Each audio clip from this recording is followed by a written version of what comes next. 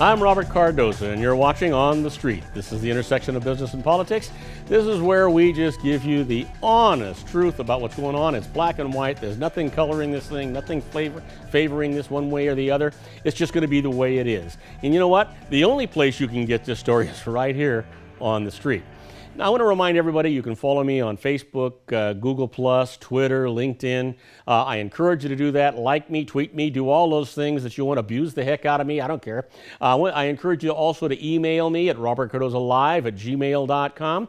I love getting your emails. We're going to deal with those coming up in our next segment. And we've got some really, really good ones today. So I think you'll be excited about that. But right now, let's talk about the good news and the bad news.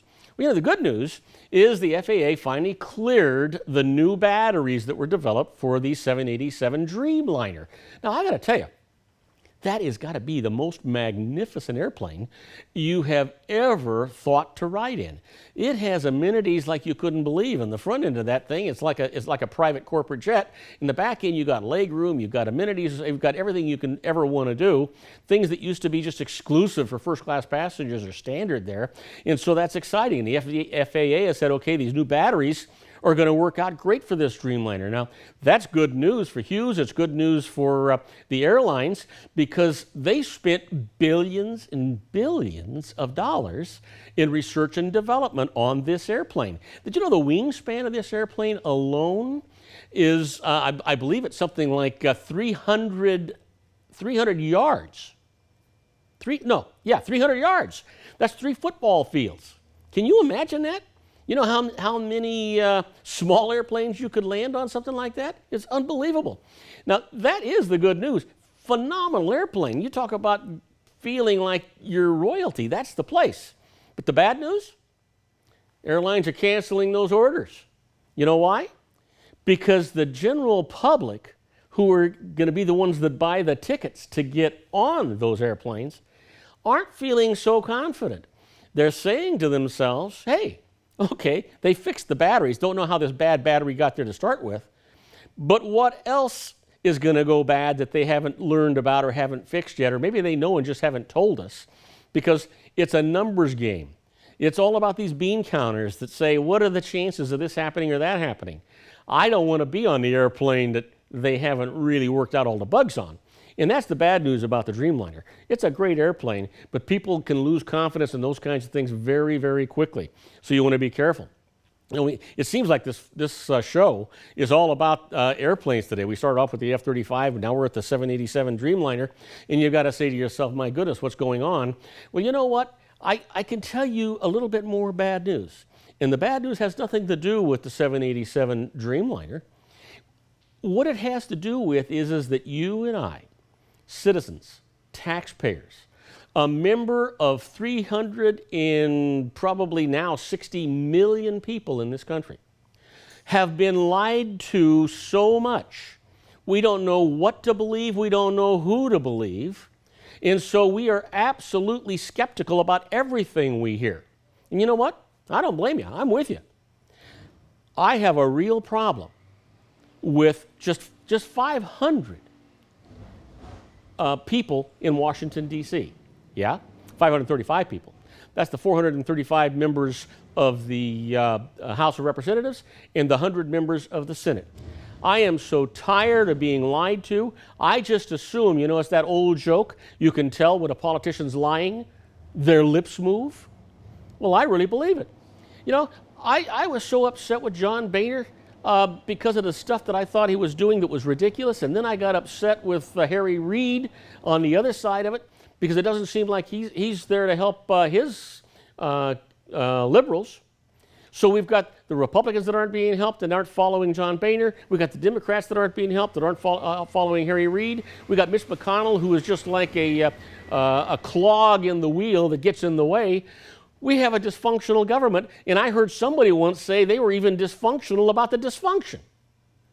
Where the heck is this going?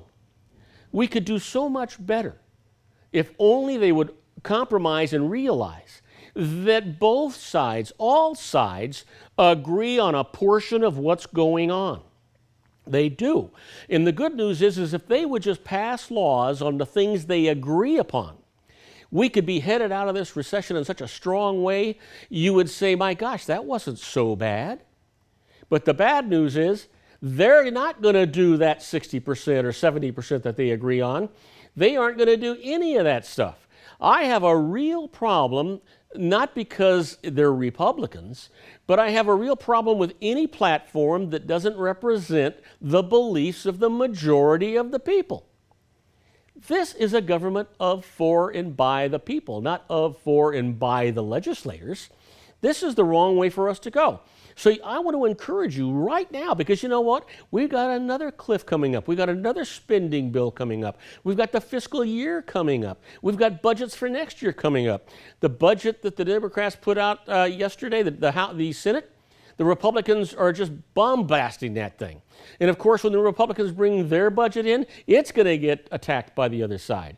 There's got to be something on both budgets that both sides agree to. Why don't we just get that done? So here's the thing. There are millions of you out there all being represented. Why don't you just send an email or make a phone call and say, hey, I want this fixed, or you're not going to be there under the next election. You know, it's just only a couple of years away in 2014. We'll just replace you if you can't do your job. If you were working for some company and you did the things you're doing here, they'd throw you out on the street and tell you not to let the door hit you on the way out. That's exactly what has to happen. Contact your legislators. Tell them that that's what you want. And in the same breath, you tell them that you demand that the federal government have a balanced budget amendment, requiring the federal government to have a balanced budget every single year. And in any time that that budget is not presented and passed on time, then their salary stops. Not the postal worker, not Social Security, not the government workers, your salary as a legislator. We don't want you to get paid if you don't do your job. You don't deserve to get paid if you don't do your job. You know what? Get on the internet. Send it out more than once. You can do that. It's not a vote. And tell your friends about it. This is absolutely ridiculous. You can't have the legislators run you. You need to run the legislators. That's the way it has to happen.